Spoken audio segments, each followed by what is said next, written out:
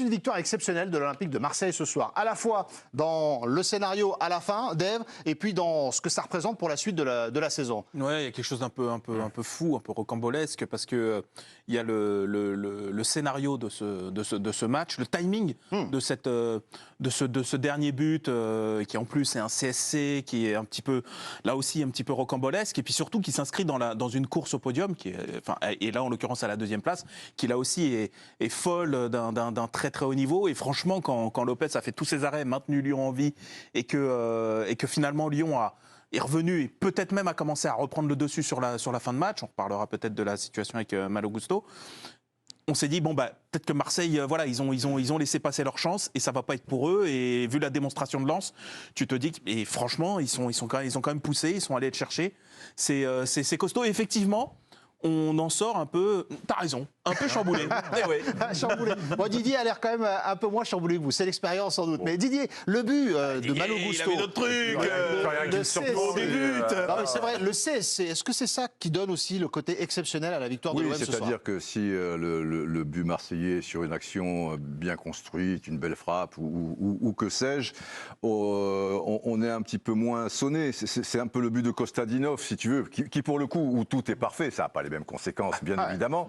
Mais les Lyonnais, ils sont aussi assommés que l'équipe de France ce jour-là. Oui, il y a d'ailleurs, tu as vu sur le plan large, beaucoup sont restés couchés, tu vois, au coup de sifflet final, et celui qui rate aussi la reprise, parce que c'est quand même terrible. C'est un centre donc qui vient de la droite, là, on va le mimer, de l'OM, et tu as Le Penant qui rate sa reprise, et ça arrive au deuxième poteau. Diomandé qui rate sa reprise. Alors, il rate sa reprise, mais il la touche. Pour le coup, il la met au deuxième poteau. Tu as Diomandé, j'ai l'impression qu'il la touche pas, il effleure, et ça arrive, comme Gusto pense que Diomandé va la toucher, ou au moins la dévier quelque part, ça arrive sur la cuisse de Gusto, qui se retire pas, et ça prend un contre-pied Lopez, puisque ça arrive au deuxième poteau, tu vois, et on est très près de la ligne de but. Donc, c'est ça qui scotche complètement, parce qu'on a l'impression, c'est l'histoire du football, l'OM a eu tellement de balles de 2-0 que regardez le nombre de tirs, Didier. 14 tirs tirs, des fois, ça veut rien dire pour l'Olympique de Marseille face à le double. C'est 7 et 2. C'est 7 et 2, mais pour le coup, il y a 7 tirs cadrés. 7 tirs cadrés de l'Olympique de Marseille. Non, mais Lopez a été... Il fait combien d'arrêts décisifs, c'est l'homme du match. Il en fait 4. Au moins 3. Ce qui est surprenant, c'est Gusto qu'on n'a pas vu. On peut pas aller au bout du truc. Bon, vas-y. Ah, tu vas aller. Non, vas-y. Il y avait Giovanni, le truc et tout. Vas-y. On parlerait, il est 22h45 à 23h15. Vas-y. Quelle horreur. Non, mais t'en parlais, on était devant la télé, en fait, c'est la rentrée de Gusto, qui peut être le héros du match, avec une occasion à portée de pied, il est au 5,50, il a qu'à ouvrir son pied. La voie est tracée, il n'y a plus qu'à la pousser. Il rate cette occasion et derrière, il est là, penaud, on lui tire dessus et des trucs. Ouais. C'est ça en fait, c'est le personnage qu'on n'a pas vu depuis longtemps. Le personnage principal, c'est un mec qui est rentré 5 minutes et que tu n'avais pas vu depuis des mois. Donc, et son dernier match, c'était il y a... Le 8 février. Le 8 février, Romain, donc c'est une sacrée soirée pour lui. Raymond, qu'on n'a pas encore entendu, et puis on a un peu de temps jusqu'à 23h15. Qui sentait le but marseillais, c'est vrai. Il sentait le but. Et il fallait le voir parce qu'il restait une minute. Pourquoi vous l'avez senti, Raymond, à ce moment-là ? Non, c'est ce qui s'est passé un peu toute la deuxième mi-temps. Je veux dire, c'est boulevard que les Lyonnais ont laissé au milieu de terrain. Ils jouaient, et le repli défensif, ils l'ont totalement oublié. Et là, ils sont à la dernière minute. Je veux dire, ils sont pris sur un contre, pratiquement au milieu de terrain, avec un débordement. Et ça revient à moitié. Je veux dire, c'était dans l'air. Je veux dire, s'ils ne l'ont pas pris avant, c'est un miracle. Soyez au sérieux. Ils n'ont pas pris de but avant, 1-0. Lopez, il mérite 10 dans ce match-là. Il a fait des arrêts extraordinaires. Y compris sur le premier but. C'est pas illogique. Il leur sauve déjà les fesses une première fois. C'est arraché, c'est à l'arrache. Mais on sentait qu'à n'importe quel moment, dès que ça plongeait, dès que ça partait en profondeur, dès qu'il y avait un décrochage, il y avait une possibilité, on sentait, on disait, il y a danger. Donc c'est pas illogique. Le milieu de terrain lyonnais, il n'est pas bon ce soir. Non, il n'a pas été bon. Et en plus, j'ai trouvé que le meilleur, c'était Mendes, qui dans ce match-là était solide, était costaud. Ou le moins pire, ouais. C'est lui qui sort. Et Cacré reste dans ce match-là. alors qu'il était mauvais. Mais il mettait le danger à chaque fois. En plus, il se libérait, il sortait partout. Lovren, il faudra en parler aussi à un moment donné. Alors, on parlera des Lyonnais. On peut parler des défenseurs. Quand tu as un milieu qui est comme ça et qui disparaît et qui part dans tous les sens, c'est compliqué. Bertrand Latour en direct du Groupama Stadium. Bertrand, l'effervescence sur le plateau et juste votre impression. Bonsoir Bertrand. Le côté exceptionnel de la soirée. Racontez-nous au Groupama Stadium, est-ce que vous avez le sentiment d'avoir vécu une victoire exceptionnelle de la part de l'Olympique de Marseille ce soir? Bon, en tout cas, je pense que c'est un match qui fera date. Il y avait beaucoup d'éléments réunis, que ce soit dans l'avant-match, avec le match qui était rendu à Paul Bocuse. Il y avait vraiment une super ambiance, et notamment les tifos qui étaient sublimes de la part du virage nord-lyonnais. Donc le décorum aussi est important, et cette fin absolument épique l'est également. Le match, non, ne l'est pas. Et je pense qu'au final, vraiment, la meilleure équipe a gagné. Les Marseillais ont raté tellement d'occasions que, bon, comme ça arrive souvent, ils pouvaient s'en mordre les doigts. Un but partout, de pas pouvoir remporter les 3 points. Et c'est vrai qu'il y a ce but absolument gag qui est inscrit en toute fin de match, et le coup de sifflet et final est donné juste après le but. Les Lyonnais à terre comme s'ils avaient perdu une finale de coupe, et les Marseillais à l'inverse comme s'ils avaient déjà remporté un trophée. Donc c'est vrai que c'est un match bascule dans la saison marseillaise, un match marquant parce que voilà, il y a une très grande rivalité entre ces deux équipes-là et que les Marseillais sont loin de gagner tous les ans à Lyon. Donc exceptionnel, je ne sais pas si c'est le terme que j'utiliserais, mais en tout cas ouais, un match qui va marquer les esprits, et je pense que les gens qui étaient au Groupama ce soir, ils étaient 59 000, vont s'en souvenir très longtemps, et une grande partie forcément pour être déçus parce qu'il y avait plus de Marseillais que le parquage, ça je peux vous le dire, parce qu'il y a eu une explosion de joie quand même dans les tribunes lyonnaises à l'issue de la rencontre. Oui, officiellement c'était 400, donc c'est comme les manifs. Mais je pense qu'il y avait un peu plus que ça du côté des Marseillais. Oui, dans le parquage. Dans le parquage, voilà. Bertrand, dès qu'il y a des réactions, évidemment, à votre micro derrière, en attendant, parce que vous êtes dans la zone mixte, vous intervenez dès que vous le souhaitez, bien sûr, sur nos débats. Romain, vous avez une première réaction après cette victoire sur le fil de l'OM? Oui, Valentin Rongier, le milieu de terrain de l'Olympique de Marseille, chez nos confrères de Prime Video. Pour moi, cette victoire n'est pas du tout volée, même si ça arrive sur la toute fin de match avec un contre favorable. Sur l'ensemble du match, on a eu beaucoup de situations. Première victoire depuis 16 ans à Lyon pour l'Olympique de Marseille. Ça aussi, ça marque les esprits. Qu'est-ce qu'on peut ranger dans le côté exceptionnel de la victoire de l'OM ce soir, les amis? Le résultat. Ouais.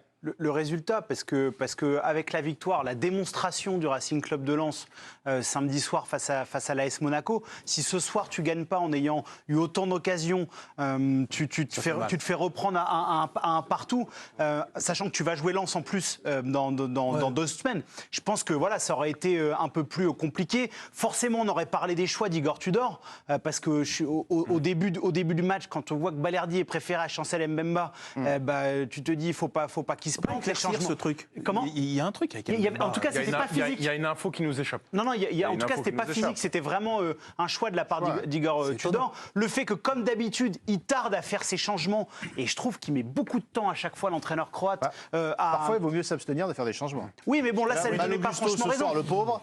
Non, mais il aurait fallu attendre un peu avant de le faire rentrer. Ça s'est soufflé un peu. Donc, je pense que le côté exceptionnel, il vient de résultats plus qu'autre chose, parce que sinon, il vient pas de la manière dont l'OM parvient quand même à aller gagner ce match. Parce que dans les premières minutes, en fait, tu sens une équipe complètement désorganisée. Tu sens Sanchez très seul devant. Pour une fois, il jouait très bas. Pendant un quart d'heure, Ludo. Il jouait, non, mais pendant 25 minutes. Tu sais, t'es à Lyon. Lyon est dans l'obligation d'aller faire un résultat. Là. Moi, franchement, je pensais qu'ils allaient se faire rosser. Mais je te le dis, les 20 premières minutes, je me suis sur l'engagement lyonnais. Ça va être un match à 100. Mais qu'est-ce qu'il y a comme occasion Non, mais même au-delà des occasions. Il n'y en a pas dans l'ouverture. Ils gèrent la furie lyonnaise. Au-delà des occasions. La Casette, elle est dans à quelle minute, son l'intensité, occasion? dans la façon. Elle est après le 1-0. Le mal qu'avait l'OM à ressortir le ballon, Sanchez très esselé, ils attaquaient souvent à seul ou à deux. Je me suis dit, ça va être une soirée compliquée. Et la manière dont ils font basculer le match en leur faveur, avec juste quelques choix tactiques. Ils ont changé, ouais. Alors explique-nous les choix tactiques. Le changement de piston entre Klose à gauche et Caboret à droite. Ils ont juste interverti. Ça change tout. Le changement tactique. Oui, mais ça change tout. Oui. Mais ils ont joué quand même un petit peu plus haut, parce que tu te doutais bien que Lyon n'allait pas tenir cette espèce de rythme aussi pendant 20 minutes. Ils ont attaqué très vite. Après, Marseille, je veux dire, défensivement, tu vois, d'ailleurs, c'était un match chiant par la force des choses, puisque Lyon n'arrivait pas à faire de différence dans ses 20 premières minutes, je veux dire. Et Marseille ne sortait pas. C'était pas amorphe comme match. Ah ben non, il y avait beaucoup. Oui, mais enfin, moi, si ça gesticule, mais que techniquement, tu n'es pas capable de faire les différences, parce qu'effectivement, il n'y a pas trop d'espace, moi, perso, je m'ennuie, si tu veux.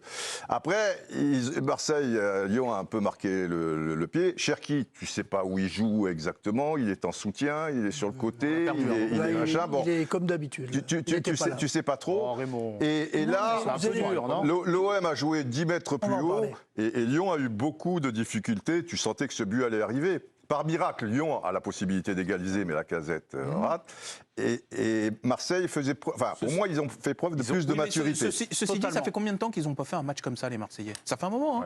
Parce que même leur victoire. C'était un peu, je parle pas là du score évidemment, CSC pratiquement au buzzer, on peut dire qu'ils ont ramé.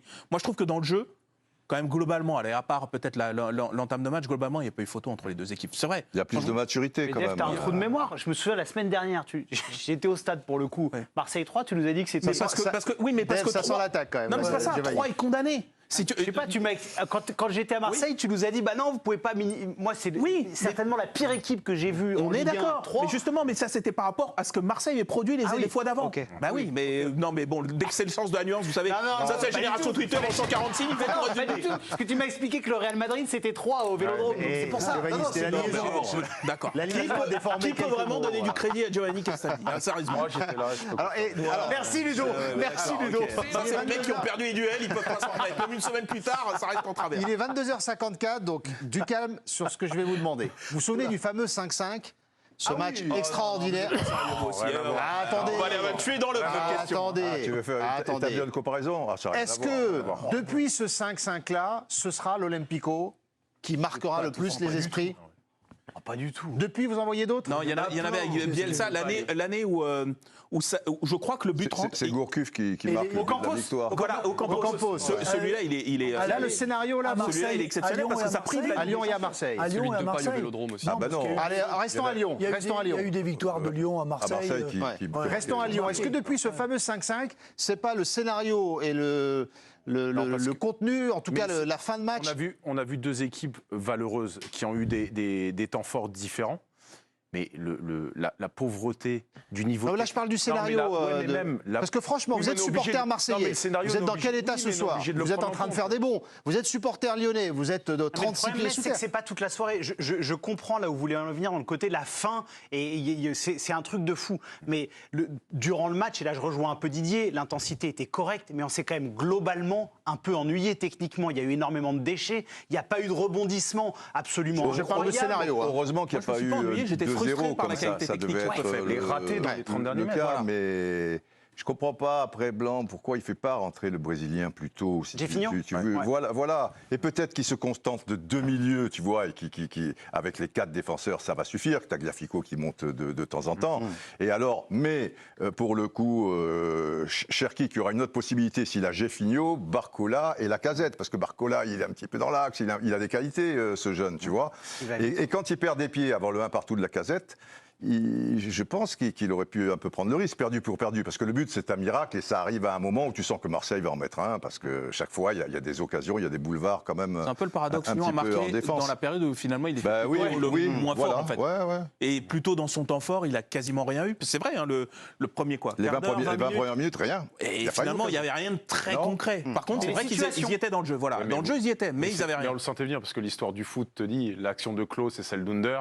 Derrière, tu dis ils vont le payer. Oui. Ils vont le payer. Et ils le payent 2 minutes après celle d'Under d'ailleurs. Cela étant, il y a 2 grands joueurs ce soir. C'est pas après les autres, il y a des besogneux, des trucs, machin. Et Tolisso, tu vois, il a perdu pied, etc. Il y a Lacazette, Sanchez. Alexis Sanchez. Et Lopez. Lacazette aussi. Ouais, Lacazette, il met un but difficile. Il a fait un bon match aussi. Ouais, enfin bon, on il n'a fera pas les été notes, très sollicité hashtag EDS pour savoir qui vous souhaitez noter. Les 2 sont au-dessus du lot, le reste, c'est... Tu vois. Ah bah Lopez, c'est l'homme du match, en vrai. On fera les notes et vous me direz si c'était l'homme du match. Alexis, quel talent quand même, tu vois, fantastique. Tout ce qu'il fait, tout le truc. C'est un excellent teasing pour les notes, ça. Alors, parce qu'il y aura un truc à dire sur Alexis Sanchez, moi qui m'inquiète d'ailleurs sur le niveau de la Ligue 1. Bon, on va y aller tout de suite. Non, mais pas dire qu'il ne tournait pas ailleurs et qu'en Ligue 1 il tourne. Non, c'est pas ça. C'est que tous ceux qui ont vu jouer Alexis Sanchez, que ce soit à Barcelone ou à Arsenal, Non, mais c'est 10 tailles au-dessus de ça. Et celui-là, il suffit à sortir du lot et à vraiment sortir du lot. Parce que c'est un vrai footballeur. Mais je suis d'accord. Non, mais c'est ça. Moi, ça m'inquiète. C'est-à-dire que ce joueur-là, qui était complètement en perte de vitesse et qui, quand tu reprends à ce qu'il était, c'est quand même très très loin. Alors, et ben ça suffit quand même à en faire un joueur majeur. Très loin. Là, on va demander à Bertrand, vu du stade, parce que ça, vu à la télé, c'est une chose. Pour des joueurs mais comme quand ça. tu joues avec des joueurs, c'était encore un grand Barça. C'est plus facile d'exprimer tes qualités. C'était pas un très grand Arsenal non plus. On va demander à Bertrand, vu du stade, les amis, parce que ces genres de joueurs, à mon avis, on n'a pas le même ressenti qu'on soit devant la télé ou au stade par rapport à tout ce qu'il apporte au stade. Bertrand, sur Alexis Sanchez. Déjà vous dire qu'au moment où je prends la parole, Jean-Michel Aulas et John Textor, le propriétaire de l'OL, quittent le stade, donc il n'y aura pas de déclaration de Jean-Michel Aulas en zone mixte. On peut le regretter, mais c'est comme ça, il part en toute discrétion. Non, pour répondre à votre question, j'ai l'impression de l'avoir dit déjà quasiment autant de fois que j'ai pu être au stade de voir l'OM cette année, mais pour moi c'est un joueur qui est complètement différent des autres. Même quand il n'est pas bon, il est toujours bon, et là ce soir il était bon, et donc il est largement au-dessus des autres. C'est une qualité technique qui est incroyable, toutes ses prises de balles sont bonnes, sont dans le sens du jeu, il se trompe jamais. Techniquement, ça peut lui arriver de se tromper comme tout le monde, mais il ne se trompe jamais du sens du jeu.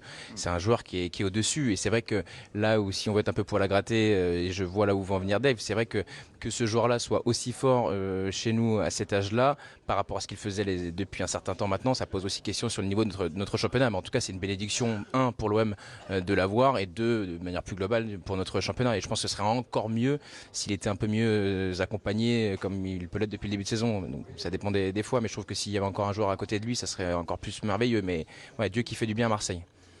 Il y a aussi quelque chose qui est fantastique avec Alexis Sanchez. Bertrand et Dave parlaient de la qualité technique de tout ce qu'il fait de bien. Tu as aussi l'état d'esprit sur le nombre de courses, de pressing où il emmène les autres.